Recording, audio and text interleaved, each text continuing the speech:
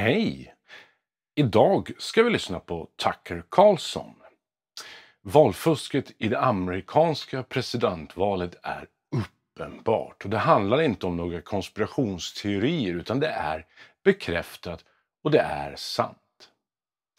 Vad det kommer att innebära för ett slutgiltigt valresultat, det vet man ju inte. Men valet måste naturligtvis gå rätt till. I slutet kommer som vanligt dagens fråga och dagens boktips. Så stanna kvar!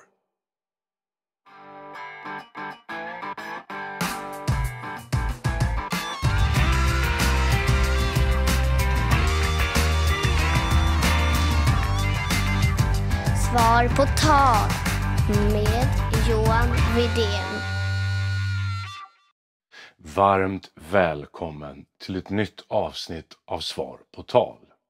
Och innan vi drar igång och pratar om dagens ämne så vill jag idag rikta särskild uppmärksamhet till Jinkuzu för hans kommentar där han skriver så här. Jag är i målgruppen av just de unga männen som blir attackerade kors och tvärs. Jag vet inte om jag kommer vilja stanna kvar i Sverige om det inte blir en skarp ändring snarast. Men alla länder jag känner att jag skulle kunna flytta till är inte speciellt mycket bättre. Om jag tänker på framtiden i Sverige, ja, då ser inte jag något ljus i tunneln för landet, tyvärr. Jag hoppas kunna känna mig stolt över att vara svensk igen någon dag. Och den där kommentaren gjorde mig faktiskt genuint ledsen. En ung man som inte ser någon framtid i Sverige, det är hemskt. Och han är inte ensam. Jag vet faktiskt många som redan har lämnat Sverige och flyttat utomlands. Så vilken framtid har Sverige när de unga inte ser någon framtid och inte heller vill stanna kvar i landet? Vad gör regeringen åt ungdomarnas förlorade framtidshopp? Det undrar jag. Det går mycket snack om att Widén har vunnit valet och Trump har förlorat. Och det går mycket rykten om valfusk och många påstår att allt tal om valfusk bara är konspirationsteorier. Fast det är det inte. Vad än svenskt media försöker lura i dig så är valfusket bekräftat. Tucker Carlson har gjort ett väldigt bra reportage om det här. Och istället för att jag försöker att återberätta vad han säger så får ni helt enkelt se hans inslag istället. Så varsågoda. Roll tape.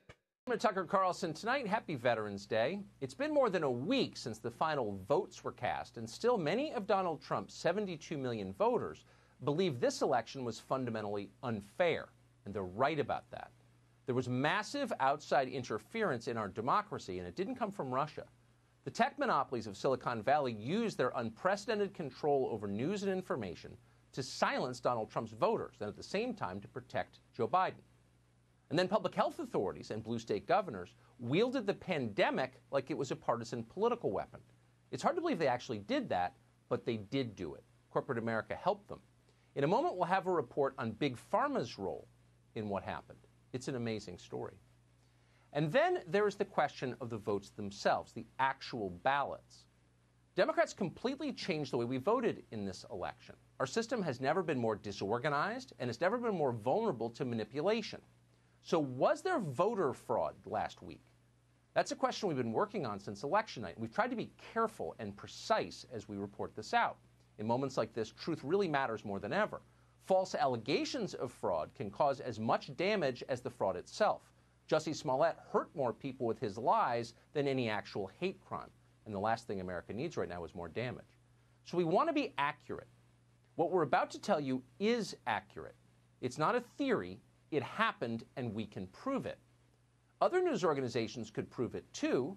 They've simply chosen not to. The position of corporate media across the country this week has been very simple. There was no voter fraud. The New York Times, once the paper of record, declared that as fact this morning across the entire front page. Look at this banner headline. Election officials nationwide find no fraud.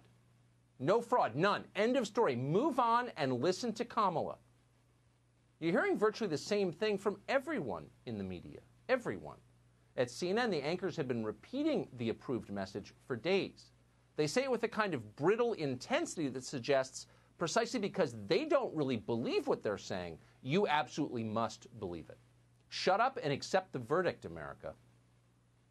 Sources tell CNN that top aides are suggesting that the defeated President Trump, hold rallies to drum up bogus conspiracies about election fraud. The GOP keeps spreading completely unsubstantiated claims of voter fraud. The Attorney General now telling federal prosecutors to look into those unsubstantiated claims of voter fraud. There is no evidence of widespread voter fraud, no evidence of widespread flaws in the mail-in voting process.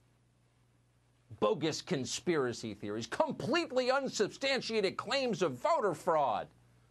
They say it again and again, but what exactly are they talking about?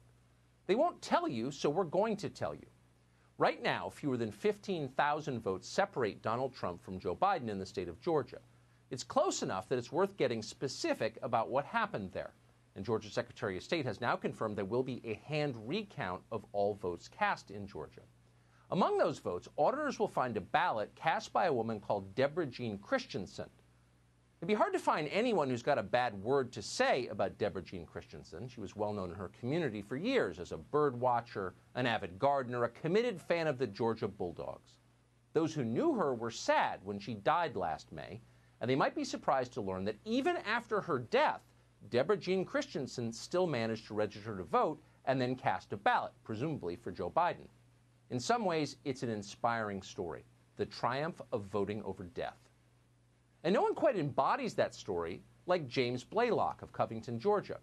Mr. Blaylock was a mailman for 33 years until he passed away in 2006. 14 years later, according to state records, he was still mailing things. James Blaylock cast a ballot in last week's election. How did he do that? It might be worth asking the New York Times. Maybe James Blaylock was just one of those extraordinary mail carriers. Neither rain, nor snow, nor gloom of night, nor even death itself could keep him from the mail. In his case, maybe voting from the grave wasn't really fraud, it was just commitment. Okay, but what about Linda Kessler of Nicholson, Georgia? Linda Kessler died in 2003. 17 years later, she was still voting in presidential elections. Edward Swinott of Trenton, Georgia, spent his life working construction and teaching school. In his spare time, he loved bluegrass music. According to those who knew him, he played multiple instruments and enjoyed jam sessions. When he died 5 years ago at the age of 82, it seemed like he was gone from this world for good. But no, last week he voted for president. And he wasn't the only one. On your screen right now, you will see the names of other deceased voters. Every one of them played a role in last week's presidential election. As of tonight, there aren't enough of them to alter the outcome. That could change as we learn more. But for the moment, the point is, they exist. They are dead, but they voted anyway. The question is, how did they do that? How exactly did they cast their ballots? And the short answer is, by mail. Dead people tend to vote more often when you make it easier for them to vote. They're like any other group. And this year, we made it much easier for the dead to vote. States sent ballots and registration forms to millions of people totally unsolicited. The pretext was COVID. We had to do this for public health reasons, remember? We had no choice. It was a public health emergency. The effect was to encourage fraud. One 2012 study by Pew found there were close to 2 million dead people still on voter rolls around this country. That study also found that approximately 24 million voter registrations, that is 1 out of every 8 in America, were wrong. They were no longer valid, or they were significantly incorrect. Close to 3 million people in America had registrations in more than one state. 3 million. So what happens if you start sending ballots and registrations to lists like this? Well, you're guaranteed to increase the amount of fraudulent voting. And that's exactly what Democrats did. Republicans, we should add, let them do it. Take the state of Nevada, where Joe Biden is currently leading Donald Trump by fewer than 40,000 votes. This year, state Democrats and their lawyers made certain that Nevada sent ballots, not ballot applications, but actual ballots, to every single registered voter in the state, whether they requested those ballots or not. And they did this even though they knew, they were perfectly aware, that more than 41,000 people who are registered to vote in Nevada haven't voted or updated their registrations in more than 10 years. Why? Because many of these people are dead or gone, but they got ballots anyway. One of those people was a former elementary school teacher called Rosemary Hartle. According to her 2017 obituary, Rosemary Hartle was a loving, fun, sassy, and sarcastic in a fun way. Beautiful, powerful, relentless, and inspiring. Sadly, now she's gone. But her voter registration remains. She's still on the rolls. Someone received Rosemary Hartle's ballot in the mail and then cast it. Who did this? We don't know who did it. We wish we did. We should know. It's fraud. It's a threat to our system, and it's being hidden by a news media totally vested in a Joe Biden presidency. Again, we have a right to know, we have an obligation to know much more about this. But thanks to the media blackout, it is left to independent conservative sites, places like The Federalist, to report what the rest should be reporting but are not. Thanks to The Federalist, we know that on October 9th, for example, a man called Fred Stokes Jr. received an unsolicited ballot in Clark County, Nevada. That's where Las Vegas is. 3 weeks later, the county received his ballot back by mail. Voting records indicate that ballot was, quote, completed. Fred Stokes voted for president. But Fred Stokes had been dead for 3 years. He died in June of 2017 at the age of 92. How'd that happen? We don't know. No one's reporting on it. In Pennsylvania, the state that made Joe Biden the president-elect, there are likely quite a few dead voters. How do we know that? Because the state told us. According to a report from last December, less than a year ago, from the state's Department of Auditor General, nearly 3,000 potentially deceased voters remained on the voter rolls in Pennsylvania.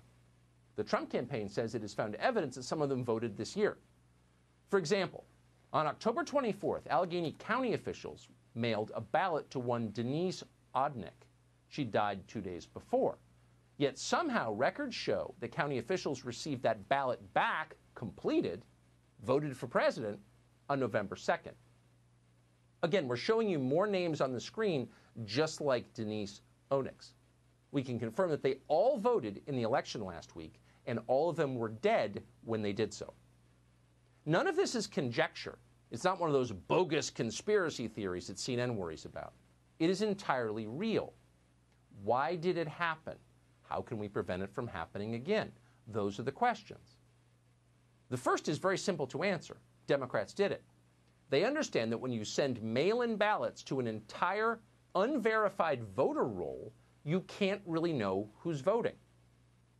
But just to make certain that fraud remained likely, Democrats filed lawsuits in Nevada to eliminate signature verification. Think about that.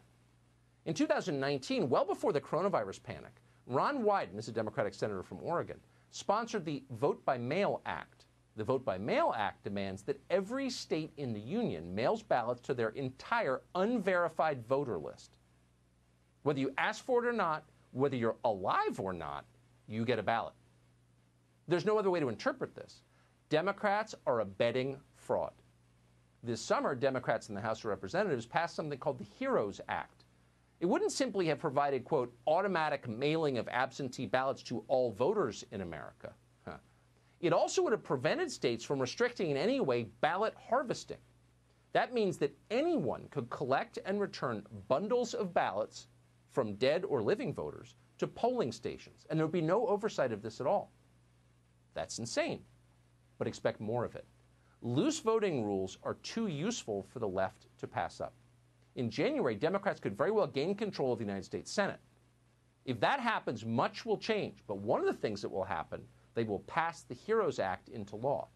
Right now, they're claiming universal mail-in balloting is necessary because of coronavirus. It's a public health emergency. We have to have it. But they're lying. They've been pushing for this very thing for years, for one reason. It gives them an advantage because it increases the incidence of fraud. According to Barack Obama, the most divisive president in our history, if you're against this, if you're against sending ballots to unverified voter lists in every state in the country, unsolicited, you are a racist. Watch. Even as we sit here, there are those in power who are doing their darndest to discourage people from voting by closing polling locations and targeting minorities and students with restrictive ID laws and attacking our voting rights with surgical precision, even undermining the Postal Service in the run-up to an election that's going to be dependent on mail-in ballots so people don't get sick. Barack Obama, Suddenly, not from Hawaii, didn't go to Punahou, a product of the red clay of Georgia, and he's preaching. And the message is always the same. Obey or I'll call you racist. Obama spent 8 years working that scam pretty effectively, but amazingly, a lot of people still fall for it. So they shut up and obey. But we should stop doing that. Because if we care about our democracy, we must demand clean and honest voting, regardless of the outcome, no matter who wins or who loses. The system is what we must protect. Sending ballots to entire unverified voter lists, unsolicited, gets you dead people voting. And what does that do? It puts us where we are now. Cynical, distrustful, withdrawn. If you want to run a democracy, you need one thing above all: social trust. If you want people to have social trust, if you want them to believe in the system, it's not enough to yell at them on television and tell them that they must believe. You have to create a system that is worth believing in. Jag ska ärligt säga att jag vill att Trump ska vinna. Men det viktigaste är inte vem som vinner, utan att valet går rätt till så att den som folket har valt blir president. Och som Tucker Carlson just bevisat så har döda människor röstat. Att även Barack Obama jobbat hårt för att införa det här systemet med poströster som i denna oerhört enkla form där man inte ens behöver skriva under eller identifiera sig. Skapar ett utrymme för att kunna fuska med valresultatet. Och just nu så skyller man på covid-19 och att det är av hälsoskäl som man måste kunna posta sin valsedel. Men som vi precis har sett så har man alltså försökt i åratal, långt före corona, att få igenom det här systemet som alltså är lätt att manipulera. Om man då är emot detta så anser i alla fall Barack Obama att man är rasist. Alltid detta rasistkort. Och precis som Tucker säger och som jag själv sa för ett par avsnitt sedan om presidentvalet, att det handlar inte om vem som vinner eller förlorar. Det handlar om att vi måste ha ett valsystem som vi kan lita på. För kan vi inte lita på valsystemet så kan vi inte heller lita på samhället. För de som sitter vid makten och styr över våra liv och vår vardag kanske inte är de som vi har valt att sitta där. Och det här är oerhört allvarligt och vi måste ha ett system, ett valsystem som vi kan lita på. Och det finns ingen väg runt det. Och så dagens boktips. Idag vill jag tipsa om en bok skriven av Herman Lindqvist, nämligen De vilda vasarna, en våldsam historia. När Gustav Eriksson valdes till riksföreståndare 1521 var han ensam och utblottad. Hans släktingar hade avrättats i Stockholms blodbad och deras tillgångar hade tagits i beslag. Men han kom från en släkt som var van att ha inflytande och han tog till sig tronen med hjälp av lögn och bedrägeri, girighet och stor brutalitet. Han lyckades skapa ett kungarike som blev grunden till det moderna Sverige. En mycket läsvärd bok som jag varmt kan rekommendera. Och så dagens fråga. Hur ser du på våran framtid? Tror du till exempel att resultatet i valet 2022 kommer att förändra framtidsutsikterna för Sverige? Och berätta gärna i kommentarsfältet hur du ser på framtiden. Så go nuts! Jag driver ju Svar på tal helt ideellt och tycker du att det här är bra så får du gärna stötta Svar på tal och skänka en gåva. Du kan swisha till 0708 974 971. 0708 974 971 och skriv gåva i meddelandet. I programbeskrivningen under här så finns det en länk så att du kommer till en spreadshirt-butik där du kan köpa olika Svar på tal-produkter. Det är allt från kepsar, tröjor, kaffemuggar med mera. Och så ska vi som vanligt aldrig glömma vad samordnare på Arbetsförmedlingen i Filipstad sa. Det finns ingen efterfrågan på utrikesfödda analfabeter. Prenumerera gärna på YouTube-kanalen och glöm inte att klicka på den lilla klockan så att du får notiser när jag släpper nya avsnitt. Så att du inte missar någonting. Tills vi hörs nästa gång. Simma lugnt.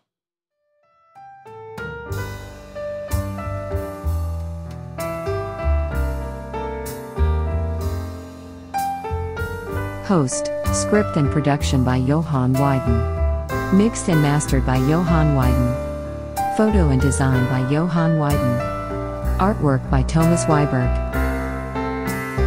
Don't forget to subscribe to my channel, click the subscribe button and hit that bell.